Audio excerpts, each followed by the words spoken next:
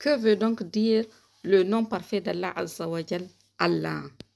Dans son livre Comprendre les noms d'Allah, le savant Abdurrazak al-Badr, Hafizahullah Ta'ala, nous dit que le nom d'Allah Azza wa Jal tire son origine du nom Al-Ilah qui veut dire le Dieu et que son sens c'est Al-Ma'boud, celui qui est adoré, l'adoré. Et Al-Ilah est un nom parmi les noms d'Allah Azza wa Jal qui est cité dans le Coran à plusieurs reprises.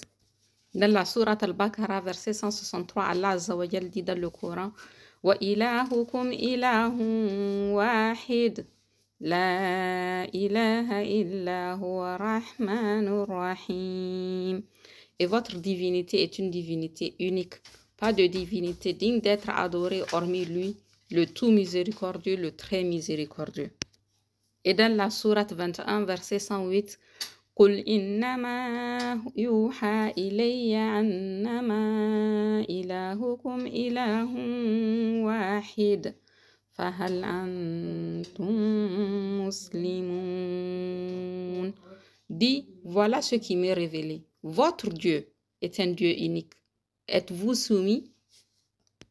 Et dans la sourate 43, verset 84, وهو الذي في السماء إله وفي الأرض إله وهو الحكيم العليم.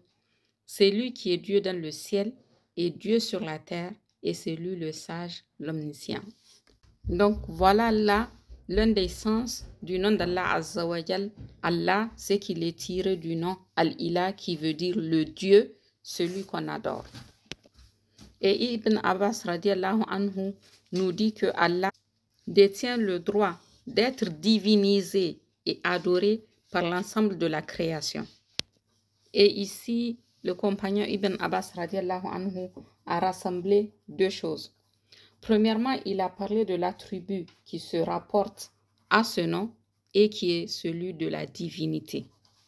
Parce que parmi les règles que nous avons vues hier, très brièvement, nous avons vu que tous les noms d'Allah Azza wa Jal sont des noms parfaits et qu'ils sont parfaits parce qu'ils contiennent des attributs de perfection. Donc ici, l'attribut de perfection contenu dans le nom parfait d'Allah Azza wa Jal, Allah, est l'attribut de divinité. Comme par exemple, on peut dire que la miséricorde est l'attribut qui est contenu dans le nom d'Allah Azza wa Jal, Ar-Rahman, ou bien la puissance est l'attribut qui est contenu dans le nom d'Allah Azza wa Jal, Al-Aziz. Donc ici, la divinité est le sublime attribut d'Allah Azza wa Jal qui lui vaut d'être Dieu. Et les attributs contenus dans l'attribut de divinité sont tous des attributs de perfection, de majesté, de grandeur, de beauté, de miséricorde, de bonté, de générosité. Donc tous les attributs qu'il faut pour que Allah Azza wa Jal soit un Dieu. C'est un Dieu qui t'entend, qui te voit. Parce que s'il ne t'entendait pas ou qu'il ne te voyait pas, il ne serait pas Dieu. S'il n'était pas miséricordieux, il ne serait pas Dieu. Donc, tous les autres attributs sont contenus dans l'attribut de divinité d'Allah Azza wa Jal. Et c'est ça qui fait que Allah subhanahu wa ta'ala, il est Dieu, celui qu'on doit adorer tout seul, sans rien lui associer. Et parce qu'il est le seul à avoir cet attribut de divinité, il n'y a personne d'autre qui mérite de partager l'adoration avec Allah Azza wa Jal. Parce que personne ne partage avec lui cet attribut de divinité. Et donc cette première chose-là qui indique que le nom d'Allah Azza wa Jal, Allah, contient l'attribut de divinité, implique automatiquement qu'il est aussi celui qui est adoré. Ça implique automatiquement le fait que le serviteur lui servitude. Allah Azza wa Jal dit dans le Coran: وهو الذي في السماء إله وفي الأرض إله وهو الحكيم العليم. C'est lui qui est Dieu dans le ciel et Dieu sur la terre, et c'est lui le sage, l'omniscient. Ça veut dire que bon gré, mal gré, tous les habitants des cieux et de la terre adorent Allah subhanahu wa ta'ala, que ce soit de bon gré ou que ce soit malgré eux. Car tous nous sommes soumis à sa grandeur, asservis à sa volonté et à son désir, et assujettis à sa puissance et à son immuabilité. Que tu veuilles le reconnaître ou pas, tu adores Allah malgré toi, Parce que tu es soumis à sa volonté, tu ne peux pas échapper à son puissance. À sa puissance, tu ne peux pas échapper à sa volonté ou à son désir. Donc, le nom d'Allah, Azza wa Jal, signifie celui qui est adoré et celui qui est divinisé. Et on regroupe ce sens du nom parfait d'Allah, Azza wa Jal, Allah, dans plusieurs versets du Coran, comme par exemple dans la sourate Taha, verset 14, quand Allah subhanahu wa ta'ala nous dit Innani ana Allahu la ilaha illa ana fa'budni wa akimis salata li dhikri. Certes, c'est moi Allah, c'est moi Dieu, pas de divinité digne d'être adorée hormis moi. Adore-moi donc et accomplis la salat pour te souvenir de moi. Donc ici, on voit bien qu'il a rassemblé le fait que Allah Azza wa Jal, il a l'attribut de divinité et que donc par conséquent, nous ordonne de l'adorer sans rien lui associer.